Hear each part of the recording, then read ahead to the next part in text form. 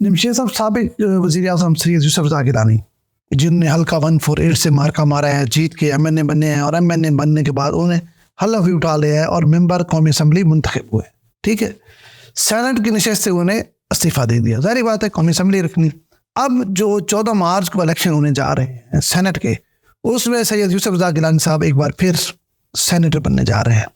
क्या आप समझते हैं ये सेनेटर जो बनने जा रहे हैं, इनका महज मकसद चेयरमैन सेनेट बनना है या कोई और वजह है? क्योंकि फिर ये सीट खाली होगी 148, यहाँ पे फिर एक दफ़ा दंगल लगेगा।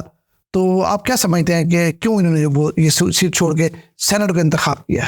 मेरा ख्याल है कि 2-3 चीज़ें हैं। एक तो जो कौमी असम्बली में नंबर गेम पूरा करना ज़रूरी था, तो इसलिए उन्होंने MNA की शिप जो है उससे रोका और रिटेन किया उन्होंने, उनकी पार्टी ने उनको हदायत की। उन्होंने इस्तीफ़ा दे दिया और सेनेटरशिप से, और अब दोबारा खबर आ रही है कि वो अब नामजदगी हासिल करनी है, जमा कराती है है कि वो अब ये है कि वो सेनेट, ये तो अब कंफर्म है, सेनेट का इलेक्शन भी लड़ेंगे और चेयरमैन सेनेट के उम्मीदवार भी होंगे मुमकिन है। तो और फिर पीपल्स चेयरमैन सेनेट के लिए काकड़ साहब का नाम भी आ रहा है, ये भी चल रही बात आ रही है, लेकिन इस पे कोई शक नहीं है। लेकिन अभी तक ये पीपल्स पार्टी की सीट है, तो पीपल्स पार्टी काकड़ साहब के बजाय यूसुफ रज़ा गिलानी साहब का नाम दे चुकी है। उसकी क़यादत ने हतमी तौर पे नहीं कहा, लेकिन जो खुर्शीद शाह साहब बात करते हैं, जो फैसल करीम कुंडी जो वज़ीर इत्तलाआत हैं, वो कई दफ़ा कह चुके हैं, तो आपको उसी पे यकीन करना पड़ेगा नंबर। लेकिन और दिलचस्प बात यह है कि एक तो उन्होंने जो इस्तीफ़ा दिया है, तो उनकी पिछली मेंबरशिप सेनेट से ख़त्म हो। अब 14 मार्च को जो इलेक्शन होगा उसमें दोबारा सेनेटर बन गए, तो उनके 6 साल की टर्म नए सिरे से शुरू होगी। वो अगले 6 साल से 3 साल में इनवाइट किया, और अगले 6 साल के लिए वापस 6 साल के नए सिरे से सेनेटर मुंतखब होंगे। 2, तीसरा यह है कि जी इस इलेक्शन के बाद अब उनकी सीट पे क्या होगा और कौन उम्मीदवार होगा। नहीं, असल मसला तो यही है कि देखें, पहले भी इनका जो डिफरेंस था वो सिर्फ रिकाउंटिंग के बाद 104 या 108 वोटों का पड़ा था। तो यहाँ पे बड़ा शोर भी है। वो तैमूर महज साहब जो तैमूर अल्ताफ में उन्होंने उम्मीदवार है की हुई है, हाई कोर्ट में रिट किया है उसमें। तो गिलानी साहब ने जब ये सीट को छोड़ देना है तो फिर तो ये रिटेशन खत्म हो जाएगी, फिर नया इलेक्शन होगा। नया इलेक्शन होगा, तो नया इलेक्शन में क्या होगा? नया इलेक्शन में फिर वही अहमद हुसैन ढेर हमारे दोस्त वो होंगे उम्मीदवार, और तैमूर साहब होंगे, और गिलानी फैमिली का कोई बंदा होगा, और तो कोई नहीं हो सकता। मेरा ख्याल है इसके डिफरेंट सिनेरियो इस दफ़ा ये सीट किसने जीती है? पार्टी ने छोड़ कौन रहा है? गिलानी साहब, ठीक है। और इस वक्त जबकि इलेक्शन में 2024 के इलेक्शन में पीपल्स पार्टी नून अलग अलग हैसियत में इलेक्शन में हिस्सा ले रही थी मुख्तलिफ जगहों पे, ठीक है, और यहाँ में इकट्ठे आ गए, हुकूमत में इकट्ठे। अब है ये इत्तेहादी हुकूमत एक लिहाज से, बेशक उन्होंने काबीना में नहीं है, लेकिन है इत्तेहादी हुकूमत नहीं, लेकिन सदर पाकिस्तान के लिए वोट तो नून लीग से उन्होंने भी लिया। अब वो सिर्फ हुकूमती ओहदे नहीं ले रहे, लेकिन हुकूमत तो सपोर्ट कर रहे हैं आगे चलाने के लिए, आगे बढ़ने के लिए।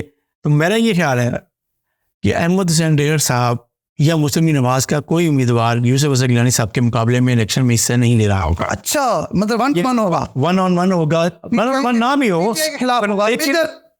लेकिन उम्मीदवार आप समझते हैं वो PTI के और गिलानी फैमिली के होंगे। यस, ये होगा। अहमद हुसैन ढेर साहब कैसे बैठेंगे? सिकंदर बोसन साहब भी है, और नून लीग कैसे चुप करेगी? ये बड़ा सवाल है। सिकंदर बोसन साहब ने तो ये हल्का ही छोड़ दिया, वो मेरे छोड़ दिया, लेकिन अब एक फिर मौका मिल गया तो फिर आ जाएंगे। यार सुनते ना सिनेरियो क्या है, देखिए अब रास्ते क्या है। ढेर साहब या अगर उन्हें मुस्लिम लीग नवाज में रहना है तो उन्हें अपनी पार्टी की आदत का फैसला मानना पड़ेगा, या तो वो पार्टी छोड़। मेरी इंफॉर्मेशन के मुताबिक इलेक्शन के रिजल्ट उस रात से गिलानी फैमिली उन दोनों की एक मुश्तरका दुश्मन है सियासी तौर पे, तैमूर अल्ताफ मलिक की भी और ढेर फैमिली की भी।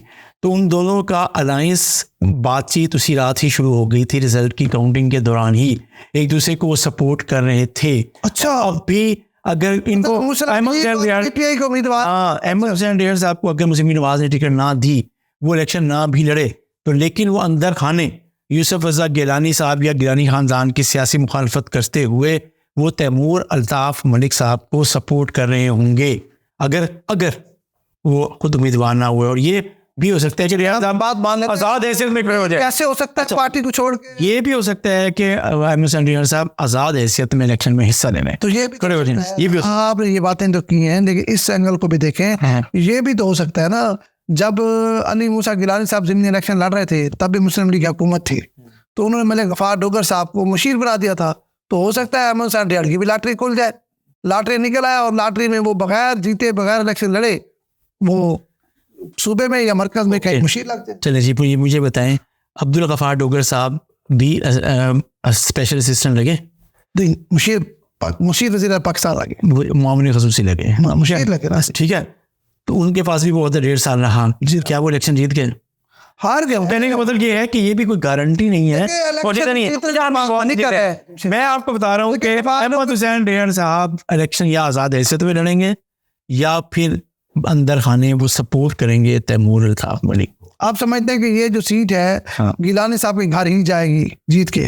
भाई नून लीग का जो उम्मीदवार नहीं होगा, इसका मतलब तो यही हो गया ना कि मिल के पीपल के खिलाफ इलेक्शन लड़ेंगे। देख रही होगा कि क्या फिर कि इस इलेक्शन में अब पोजीशन किस उम्मीदवार की क्या रही, क्या तैमूर अल्ताफ मलिक और गिलानी फैमिली के दरमियान में मुकाबला उसी तरह सख्त होगा या नहीं होगा? उस तरह नहीं होगा। देखिए मेरे पास एक तो जब ये इलेक्शन हो रहा होगा, यूसुफ रज़ा गिलानी साहब चेयरमैन सेनेट बन चुके होंगे, ठीक है।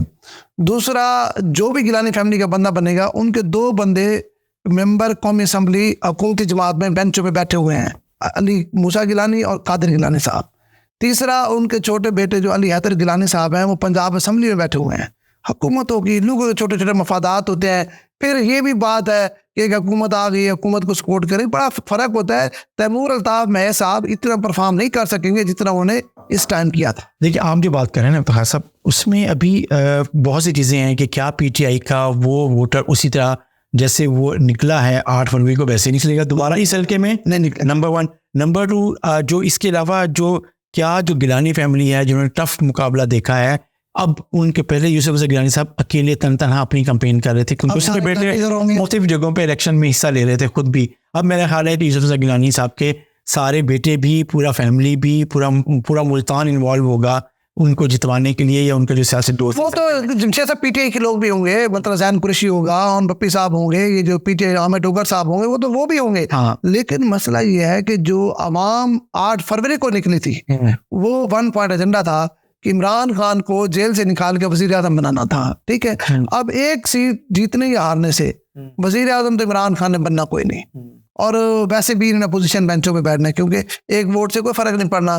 तो लोगों ने ये सोचना है कि बजाय इसके हम तैमूर महक साहब के साथ खड़े, पहले भी उनको वोट दिए, क्यों ना आपने जो छोटे मोटे जाती मफादात हैं उनके लिए गिलानी खानदान जो कि हुकूमती बेंचों पे है, पंजाब में भी, मरकज में भी, और अभी ये 5 साल पड़े हैं, मतलब ये कोई साल 6 महीने की बात नहीं है, अभी तो इब्तदा है इस टेन्योर की। तो मेरे ख्याल में रुझान ज़्यादा गिलानी साहब की तरफ होगा, गिलानी ये सीट मेरे ख्याल में निकाल जाएंगे। बहरहाल ये एक बहुत सख्त बहरहाल अभी तो देर है, टेस्ट होने जा रहा है, अब ऐलान होने हो रहा है। कौन सी ये जारी बात है, इसको भी इतना जल्दी नहीं होना इलेक्शन, इसको थोड़ा टाइम लगेगा। बहरहाल ये एक कड़ाकेदार जिसे कहते हैं ना दंगल होगा।